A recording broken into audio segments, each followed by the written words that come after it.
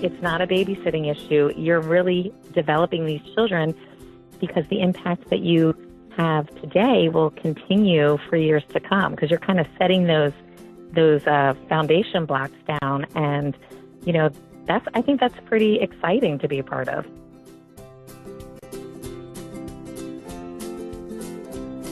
Hi, I'm Ron Sprunberg, co-founder and CEO of Hi Mama. Welcome to our podcast about all things early childhood education. This episode is brought to you by Hi Mama. Did you know Hi Mama is a social purpose business?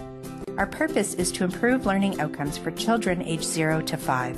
We give our time, talent, and dollars to impacting childcare because this sector is critically important. For more resources to help you with your work every day, visit himama.com/blog and subscribe to our weekly newsletter, where you can get news, resources, and templates delivered directly to you every Tuesday morning. That's himama, himama.com/blog. Joanna, welcome to the Preschool podcast. Thank you. It's a pleasure to be here. So, Joanna, what got you involved in early childhood education? Well, I've always had a love of kids, and I've always worked with them. I started babysitting when I was 11, and I was a camp counselor from, teenage through, early adulthood, sorry. And I've always enjoyed being with them. And when I went to Kutztown University in Pennsylvania, they had a great elementary and even better early childhood program. And I just had really fantastic education professors in general. So it was eye-opening. I didn't know what to expect. And I had one in particular in early childhood that made me realize what a huge undertaking becoming an early childhood teacher is, but what a satisfying thing it is, and that it makes a really big difference. And that just appealed to me. So with every ounce of energy that you pour into it, I saw that it was worth it. And that excited me, because not everyone gets to say that with their job, that, oh, I'm going into something that I know is really making a difference, or that, you can have fun. Early childhood is fun. It's a great place to be and work.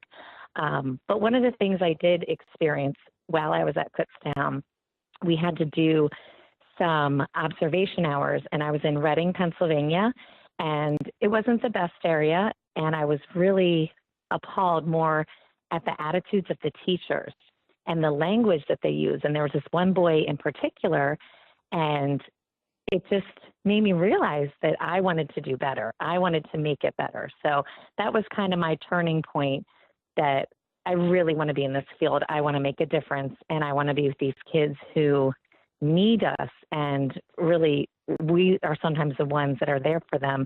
It might not be something that they're getting from home. It might be, them coming to school where they're getting those basic, needs being met. So that was kind of the turning point for me. Totally. So let's start with the point about being difficult to become an early childhood educator. Can you tell us a little bit more about why you think it's so difficult to become and to be an early childhood educator? Because I think a lot of people in society might not necessarily understand just how challenging it is. Absolutely. I actually just recently saw somewhere a saying that said, early childhood education is not for the faint of heart or for a passive person. And I was like, what, that is so true, because it's demanding and it's so complex, because we are no longer we don't have the role of just a traditional teacher any longer. We're like a curriculum specialist, a diagnostician, healthcare providers. We're counseling parents. We're counseling families sometimes. We're child advocates. We're child developmental specialists. There's so many things involved. It's like putting on a different hat every day to, meet all of these needs that need to be met. So it's demanding in that way, because being in early childhood is so much more than, playing or teaching a letter. And it's just all encompassing. And you really need to know, you need to know that really child development, you need to know that not all children are alike. There's many different needs, and you have to be able to meet all those needs at some point within a classroom. And I don't know about the majority of other states, but I know for us, our ratio is 1 teacher to 10 kids. So, for example, I have 20 children in my classroom. There's 2 teachers. And, that's fine on paper, but the reality is there's so many different ability levels. There's so many needs. And especially if you have children who are on that very thin line of not quite needing therapy, you have a lot of different personalities, and it's hard to meet the needs and be able to, make it quality education for every child. But that is our goal. So it's a huge challenge. Yeah, I was reading the other day, I forget where, but you mentioned you have a ratio of one early childhood educator for every 10 children, but actually, if you want to really focus on quality, ideally you'd have an even lower ratio, and you're just kind of doing the best you can, right? I mean, there's 10 individual children who have 10 individual needs.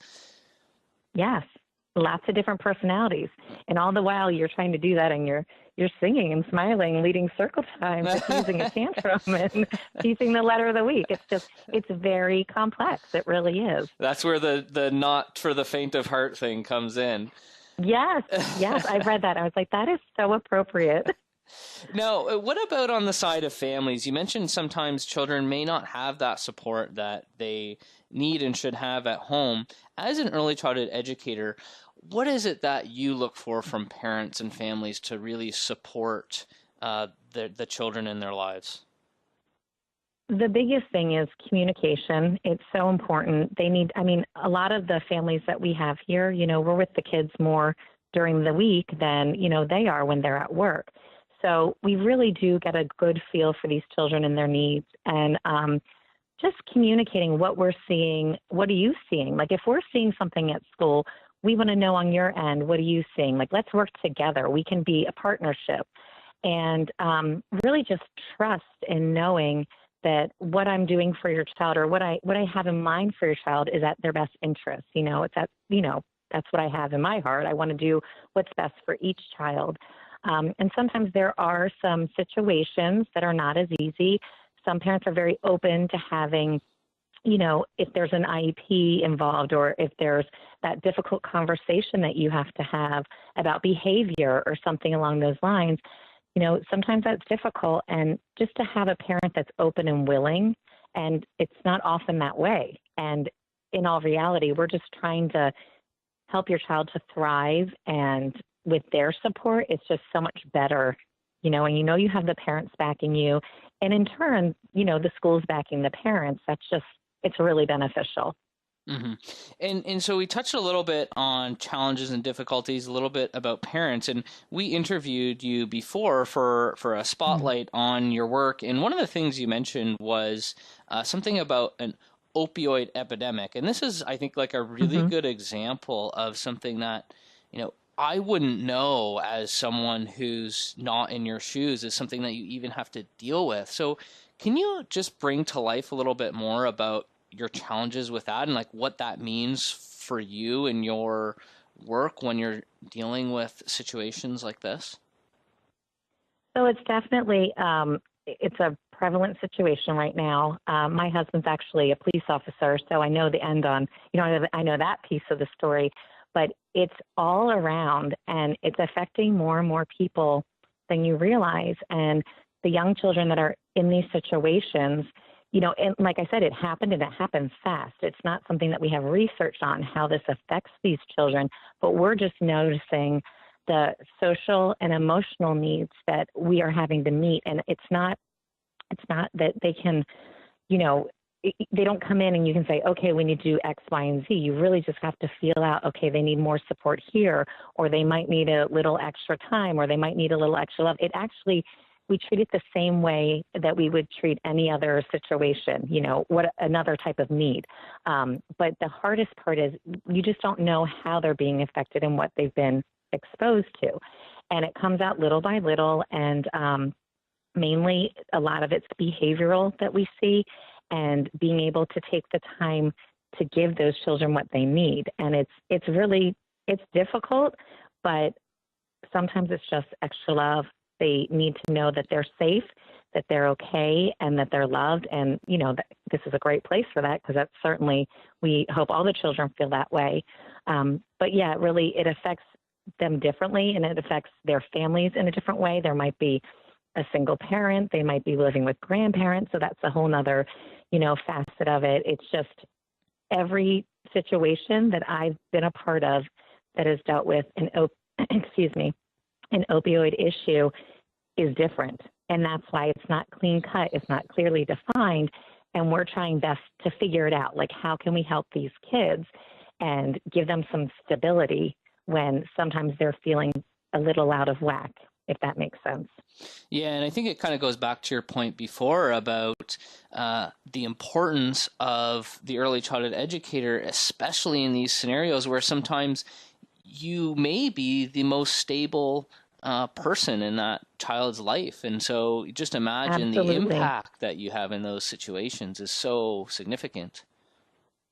Absolutely. And we definitely, I find myself taking a step back when we're doing our, smooth routine, everything's going well, and a situation arises. I just, I say to myself, okay, we're taking a break from this. I'm going to go be with that child, and we're going to talk it out. We do a lot of emotion stuff, and we have puppets, and we have a peace flower. We use all these great tools, and it's so important to show this child how to use those tools, and that it's okay to feel that way, but why are we feeling that way? So I definitely am not afraid to deviate from, okay, we should be working on this right now, and everything was going great, but you need to handle this at the moment, because we're teaching her, we're teaching this child how to have those skills for when she leaves my school. You know what I mean? When she moves on and she can, better handle things without having a tantrum that's explosive. Like, she's learning to recognize the emotions and work through things. So you definitely have to deviate from what you're planning on doing or what you're in the middle of doing when these things arise. Absolutely. And so we've talked a bit about a lot of the challenges and difficulties that you face as an early childhood educator. What about the other side of the story? What are some magic moments you've experienced in the classroom or joyful experiences that you have in your day-to-day work? And this is seriously one of the reasons why I love my job the best, because they happen daily. It could be a hug. It could be someone writing their name for the first time. It could be a defiant child using their words kindly, or a parent showing immense gratitude. It literally happens daily. And when you have a week of those little things, and then at the end of the week, it's just such a satisfying feeling, like, you know what? It was a great week because all those little things happen. One of the things that stands out in my mind, I had a child once, he was 5, and developmentally he was 2. So we worked really hard on, walking into the classroom, finding his cubby, like basic things. We worked on some life skills with him, and we also worked for him to get his services. And before he actually got his services, he started doing some of these tasks on his own. And I'll never forget the day that he came in and he took his jacket off and he put his jacket in his cubby. And I was like, yes, you did it. And he was excited and he was clapping, and being able to transition from, through the door to the cubby to circle time. He had never done that. And to see him do that for the first time, it brought tears to my eyes. I was like, this is amazing. So I knew that those little foundations, those little things that he needs to build upon, he was getting them. And in the long run, it was going to, help him. So just little things are the big things in early childhood, to be honest. Yeah, and those are the big things, right? I mean, no matter what early childhood educator you ask, I think most will say that that's really where you can find the balance, right? Because it is so hard and so challenging, but also so rewarding to have those experiences. It is so rewarding. Yeah, absolutely. Cool. Well, thanks for sharing that. So Absolutely. you've been an early childhood educator for quite some time, and I'm sure there's a whole bunch of stuff you've learned over your career as an early childhood educator. What are some of the tricks or tips that you've learned over time that maybe you wish you knew back in the day, or you wish others knew about in order to be more supportive and service their children even better? It's hard because I feel like there are no tricks. It definitely, the trends are changing so frequently. And I don't know, I feel like I've been very fortunate to be right now in a school that is so supportive and so dynamic. I'm really proud to be a part of this. I have worked in other schools where they weren't quite there. And I know for me, I just tried to do the best that I knew how to do. And it might not have been supported by the director, but I always kept in mind, okay, I'm here for these children. And I think teachers need to remember that, I may not be getting paid a lot, or this may not be the best school, but I'm here for these children. I'm here to help them to thrive. I'm here to make a difference. And regardless of how tough the day is, I am, you have to keep that in mind. I'm making that difference. I'd mentioned to Amanda when she did the blog about, having a toolkit prepared. I wish that when my 21-year-old self had this toolkit that knew what I was going to need 20 years later. I really didn't realize the amount of diversity that was going to be within a classroom, whether it's emotionally, socially, or even, cognitively. It's really pretty immense. And, recently, we've been doing a lot of social stories and using these emotion cards because right now that's an issue in our classroom. We're struggling with expressing ourselves emotionally, so we're working on that. But as a 21-year-old, I didn't know that, oh, wait, that child's not the same as that child in that sense. It's just, I think it was a lot more overwhelming than I thought it was going to be when I initially started. And then once you're into it, it's like, okay, I get this. There's lots of different needs that need to be met, but I can do this because I have the tools. And I've gained the tools from the excellent director that I've had, from trainings that I've had. And I think it's really important that, there are directors out there that are providing, the training needed for these early childhood educators, because really you can't just go in and you're not babysitting. You're helping them develop as a whole, whether it's spiritually, cognitively, academically, socially, emotionally. It's a whole faceted thing. And I think it's very complex. And I wish my 21-year-old self had that toolbox of all those things that I would know to do at 41. But I think that comes with experience too. That's actually a really excellent message. So your tip is that there is no simple tip. There really isn't. And it's I feel great, like but the more you teach, the better you get. I know that sounds crazy, but it's like natural. I can look at a kid and I can know, okay, you just catch on to things quicker. You can, I don't know, you recognize things sooner than you would when you're younger. But I think the more experience you have, the easier it gets. But it's really important to have, the training, and that's it's all relative to the facility you're working in. But I think that's huge, like continuing education and allowing your teachers to be aware of the many different areas and where they need strength or, work. But I really do think it's a great message, and it connects with your point earlier about how difficult and complicated it is to be an early childhood educator, that you do need to learn these things over time, and it takes experience in order to get there. And you wouldn't, if you asked a doctor or an engineer or a lawyer, like what's like your tip or tricks for the trade, those would be difficult. It'd be difficult to answer, right? Because what they would say is, I went to school for 10 years and I've been doing it for 20 years or whatever, right? So it's the same idea, Absolutely. which is great. Cool. Well, even every year I was going to say every year within a classroom, like what we did last year, half of that didn't work for this year's class. So we modify every year. So every year it's different. So you really just need to go back to your resource of, okay, what did I do in the past? And yeah, that's a good point too. Like you always have to be learning and improving and be willing to be dynamic too, right? Yeah, absolutely. Yes, absolutely. Awesome. So we're running short on time, but before we wrap up, I just want to ask you one more question, which is, what's your advice to the younger teachers out there, ECs that are maybe just starting out their career? What advice would you give them in their early days as an early childhood educator? Well, first of all, I want to commend them because I think it's awesome, because we need more great teachers in this area. And just don't be discouraged. I don't know the way it is all over the world, but I know for us in Pennsylvania, we do not have a high pay rate, and one of the things is, it's not public education. And I feel like it should be accessible to all children. And again, if it was public, the salary would be better.